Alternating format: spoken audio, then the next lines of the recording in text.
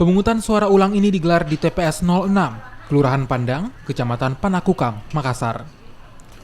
Pemungutan suara ulang meliputi seluruh jenis pemilihan, yakni Pilpres, DPR RI, DPD RI, DPRD Provinsi, dan DPRD Kabupaten Kota.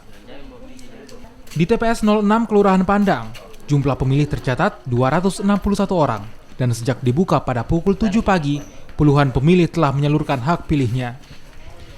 Sementara batas waktu hingga pukul 13 waktu Indonesia Tengah diberikan bagi pemilih untuk hadir di TPS yang nantinya akan dilanjutkan dengan penghitungan suara. DPT itu ada 261 orang. 261 orang. Terus sejauh ini sudah berapa Pak yang menggunakan hak pilihnya yang terdata? Yang terdata sampai jam ini sudah mencapai 50 orang pemilih. 50 orang.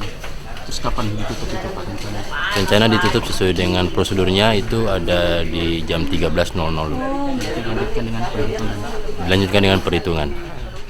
Di Makassar, Sulawesi Selatan tercatat sebanyak 19 TPS di 6 kecamatan yang menggelar pemungutan suara ulang.